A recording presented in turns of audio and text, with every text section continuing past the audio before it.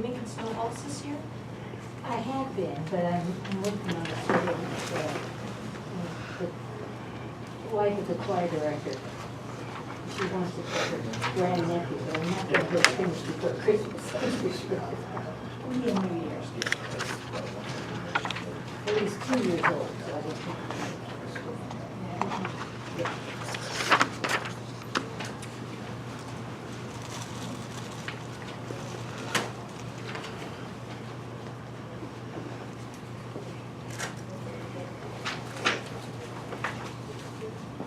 I do have some samples. Too much paper. Yeah. Well, not me,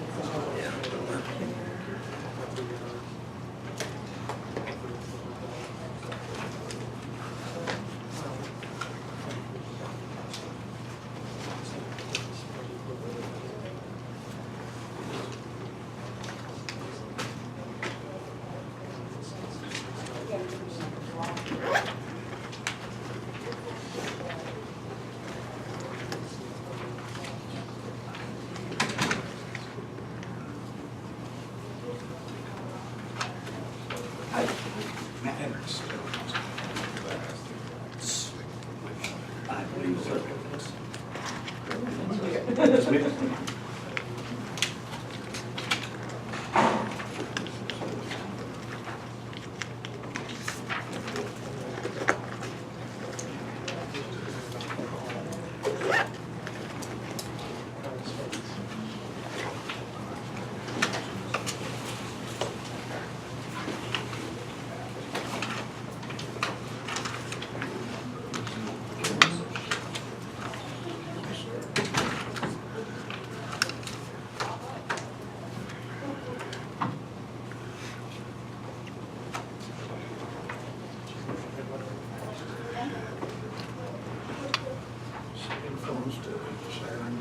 Yeah.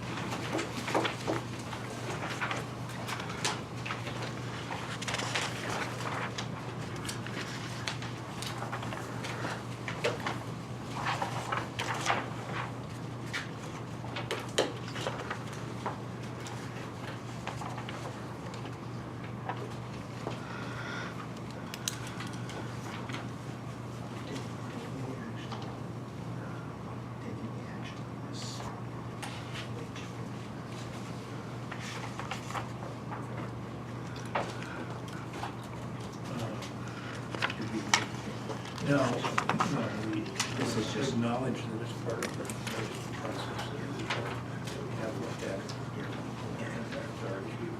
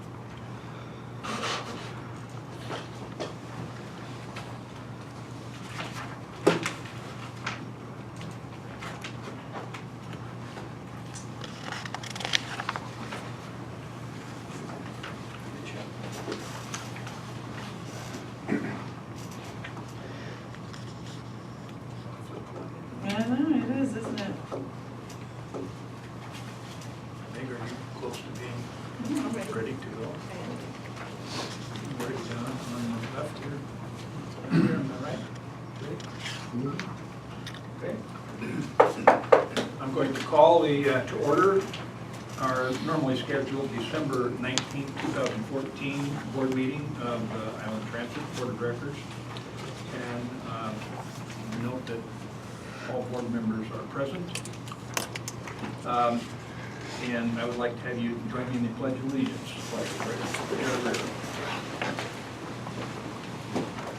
Pledge allegiance to the flag of the United States of America and to the republic for which it stands, one nation under God, indivisible, with liberty and justice for all.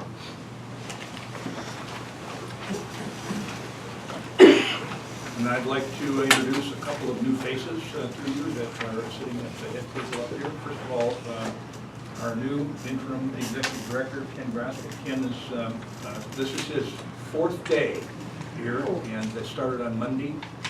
And we welcome him to our first board meeting. Good. I'm glad you made it through 4 days already. So, good. To the 5th. And also, a new board member is newly elected Island County Commissioner, and Rick Handel. Happy to have you here as a board member.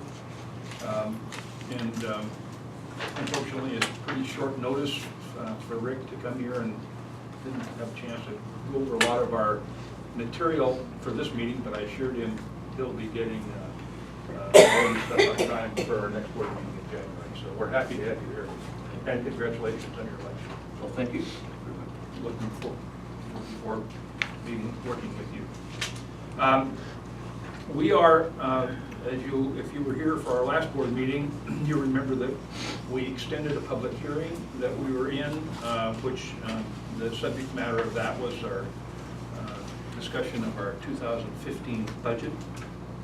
And so I'm going to continue that public hearing and call it to order and ask our financial analyst to go through draft number 4 with us of our budget, and then we'll take public comment on that. Afterward, everybody has a chance to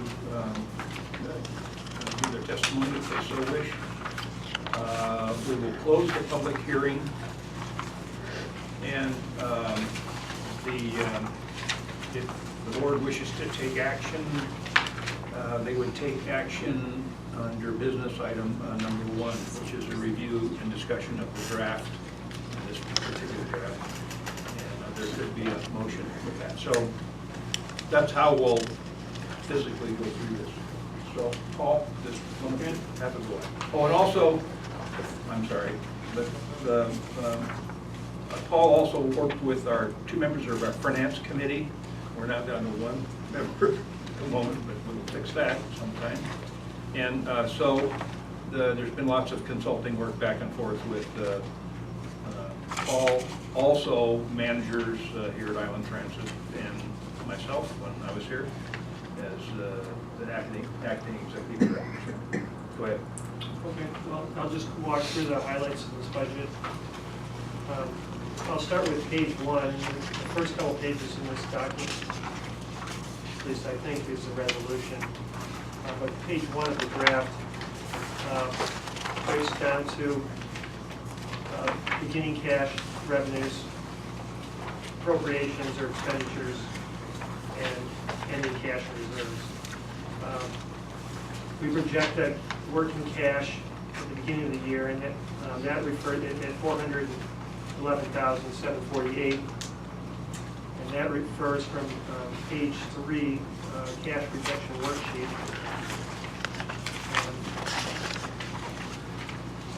It shows the page 3 shows the projected revenue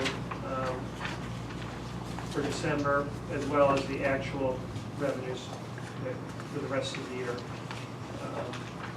and also the projected expenses, showing that $525,000 is earmarked as reserved funds.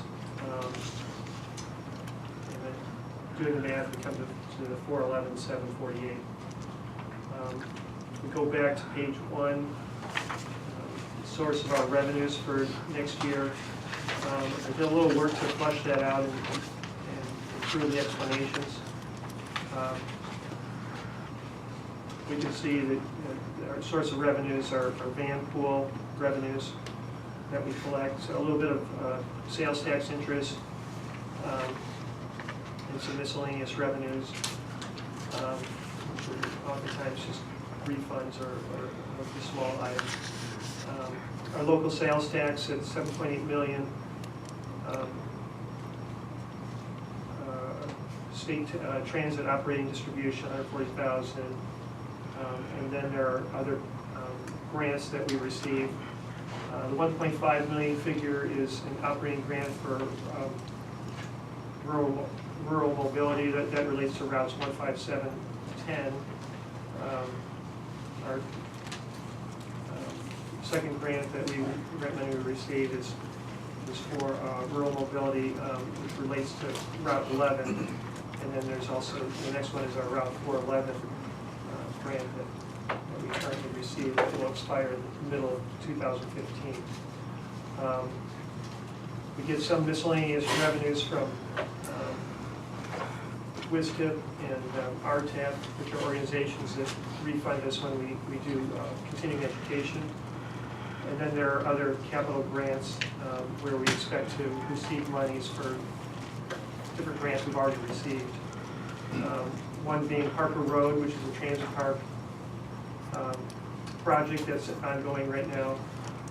There's radio repeaters that will enhance the communication for our buses, and that's tied with the ICOM system on the Whidbey Island.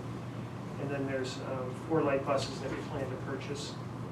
So those are 3 grants where we'll be receiving monies to help with those projects.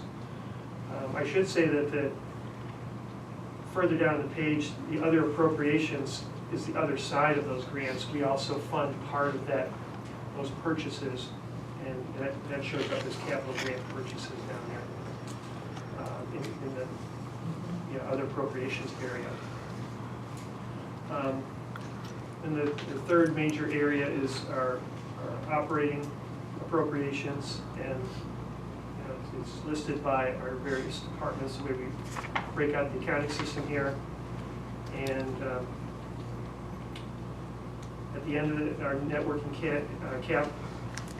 capital is $471,735 with reserves of $525 for a total of $921 at the end of 2015. Okay, so that's the lead page. It really brings up the entire budget together.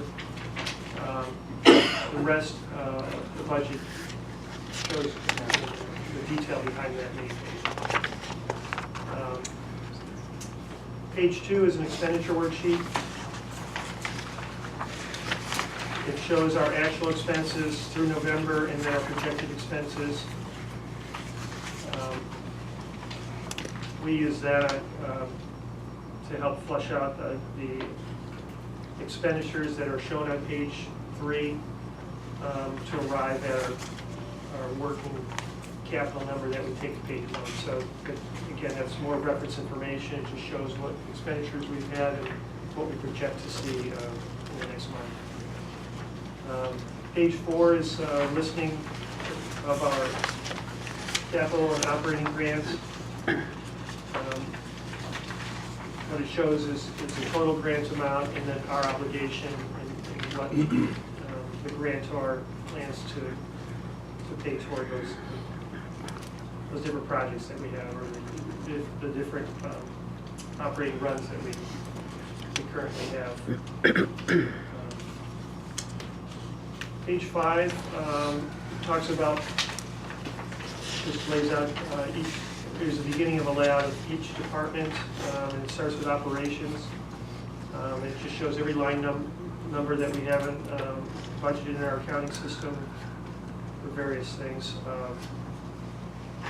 And then behind that, page 6 is a description of each of the items that we plan to spend in operations. And so on. Page 7 talks about transit information systems. There's a description on that, page 8. And so on. So I won't go through each one of those, but it just lists each department and shows what we plan to spend. There's a couple of highlights, perhaps, is that in operations, the service is down from last year, and that's reflected in each of those schedules. Paratransit is slightly up, and that's what we've experienced and are planning for next year as well. Like I said, we're planning to purchase a couple of things that we feel are necessary. The radio repeaters for communication, the buses, we need to maintain our bus fleet. We're just doing the best we can with the resources that we have.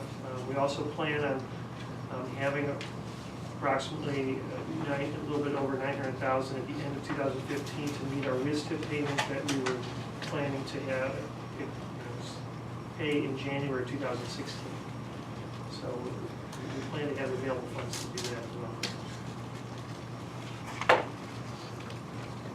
And that's all I really have to say, just generally speaking about the budget. If anybody has any questions, Go ahead. So on page 1, Paul, could you, at the very bottom of the page, the summary of reserves, it shows $525,000 year 2014, and then a negative $75,000 2015. Could you just explain that? well, at the end of this year, $525,000 will be earmarked as a reserve. We probably won't physically transfer it to any separate account. It'll be just kept as our total balance. So, but it's earmarked as reserve money. We're trying to accumulate money to meet our obligations out into the future. And then during 2015, we plan to use a little bit of that $75,000 that we're planning to spend. So it's just showing that we have that foresight. We're trying to put that money aside and use it for later obligations. The other significant figure is that ending 2015 with around $900,000 means that in addition to the $450,000 reserves, there's $450 cash carryover. That's right. And of course, that's something that will be needed in January of 2016. A couple questions. You mentioned the WISTIP payments again. Walk us through.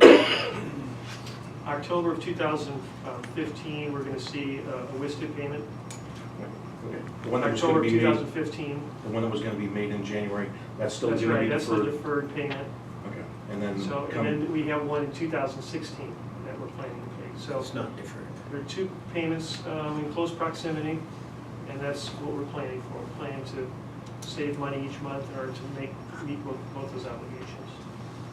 Does this budget encompass or take account any future additional service cuts?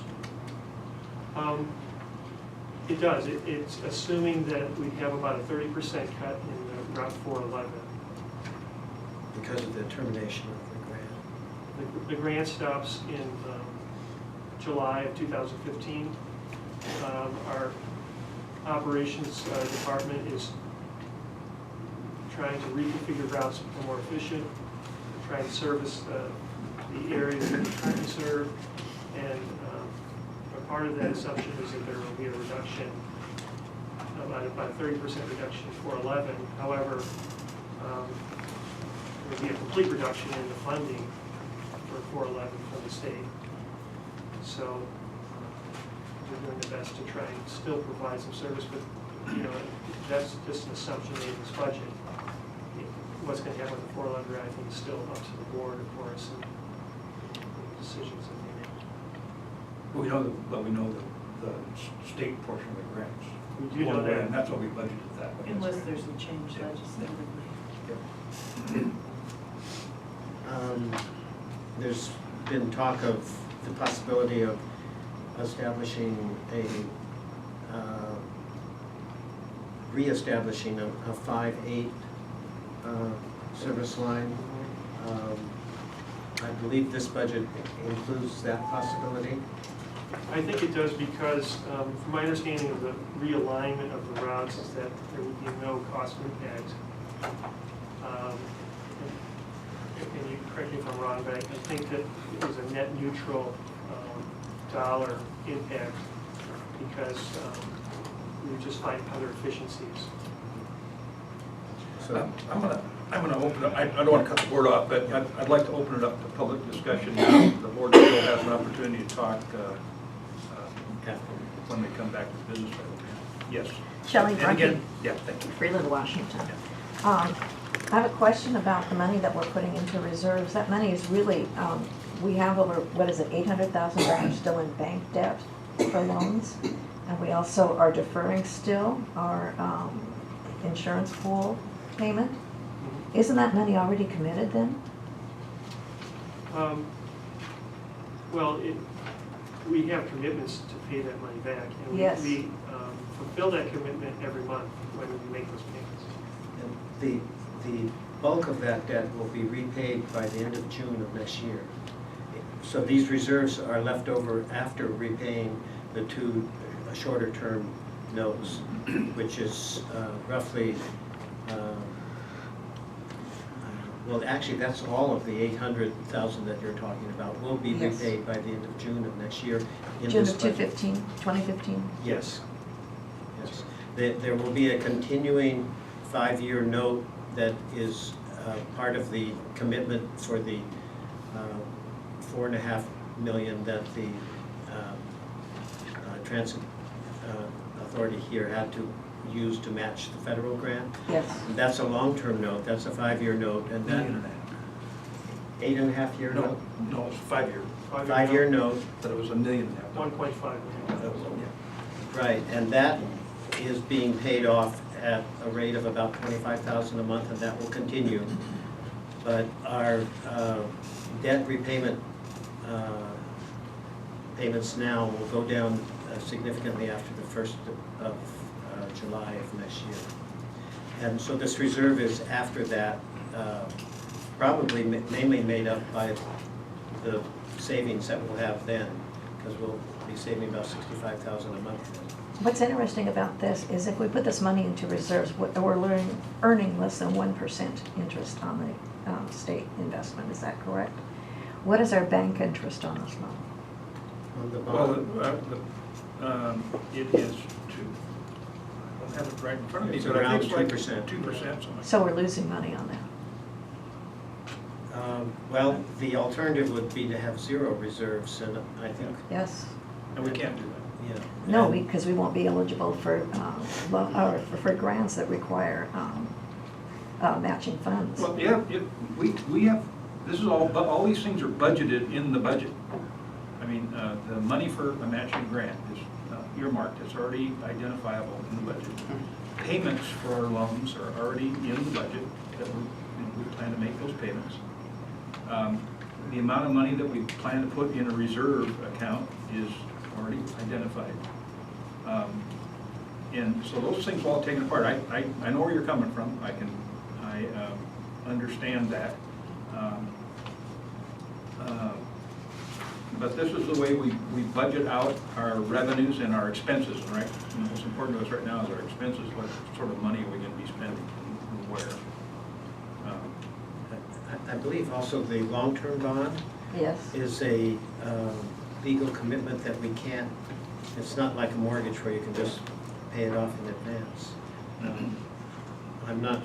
Would we pay a positive about that. penalty for paying it off early? No, this is a special sort of a tax bond that was, that you put together. There are all sorts of legal ramifications on it, and we were very fortunate to be able to receive something like that to, in effect, enable us to complete this particular building and pay our portion of the federal match. So, and it's just, and the time limit was 5 years, that's what it had to be, 5 years.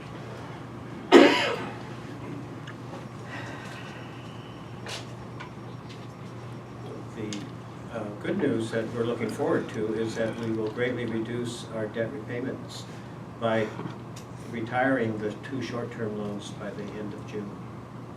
And And that does give us the opportunity to end next year with, in effect, twice the cash that we're ending this year. Between the 450,000 reserves and approximately the same amount in cash carry. Do we have a cash flow statement for November? I believe we do. If you refer, yeah, we do. And it- Here? I think someone made a records request and they fulfilled that a couple days ago, at least a day ago. And there is also one here in the package No, report. we have. Anybody else have a question? So, yes, sir. Bear with me, Yeah, can you see, I'm sorry, we'd like to get your name on the record. Bill Strobridge. Okay, Bill. I'm a member of the Citizens for Better Island Transit. Bear with me, I will talk budget with this.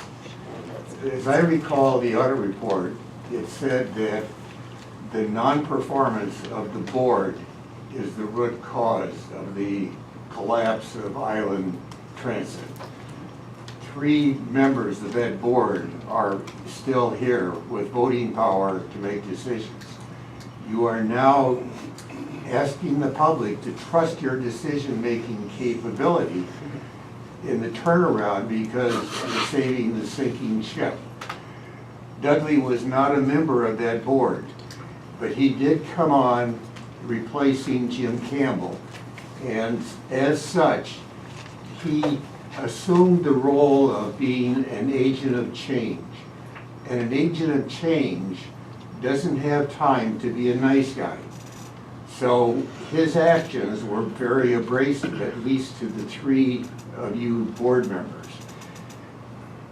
And as a result of that abrasiveness and the style that's required of an agent of change, he is out of a job, and the political environment will be replaced the agent of change. Traditionally, you would like to give a man retiring a memento, and I would like to award Scott his retirement watch. And this watch is because he's a member of a very experienced, prestigious group. He's a Rotarian. He is recognized worldwide and appreciated, not because of his political values, but because of his moral ethics and his commitment to serving the citizens of the community. So Scott, here's your watch. And thank you for tolerating me. I'm not quite sure how that applied to our budget, but thank you for your input. Yes, Mr. Lauderdale. Jeff Lauderdale, Coopville. I just have a couple of comments about the operating or the reserve fund. I want to go back to this year's budget and the circumstances that this board voted on and voted into place then. What happened was there was an overly optimistic representation of the revenues and expenses in the month of December. There was a movement of around $500,000 into the reserve fund as the opening argument of the 2014 budget. And you did something that I'm going to ask the question about this budget. You budgeted to deplete the operating reserve fund, which according to this piece of paper says it's for emergencies, which doesn't make sense. During 2014, you opted to deplete it entirely, which makes no sense to me because it's an emergency fund, and before the year started, you planned on an emergency that ate all your emergency funds. My concern is you may be doing the same thing this year. I hope not. It's whether or not your financial analyst is on the mark or not regarding how much money you have. It was disturbing to me that Mayor Dudley was not given a cash flow statement in his packet and had to request it. because the cash flow statement is the heart and soul of your responsibility as board members to ensure the financial stability of this organization. It needs to be looked at every month with a clear eye, and it needs to be provided. And Mr. Graska, I'm sure, I hope you will provide it to this board religiously and in time for them to review it so that they can comment on it. And I'd also like to see you put it on your website so people like me can look at it and be assured that the finances are in fact stable. This is not the Department of Defense. It's not a secret. And you should not be clutching these documents close to your breast and making sure the public doesn't see them. So, bottom line, my question is, you're taking, what is it? You plan to deplete the reserve fund, and I've shuffled my papers, by $75,000 this year. Can anybody explain that to me? I think the best explanation would be that we're accumulating cash and that we're also spending it. So we're designating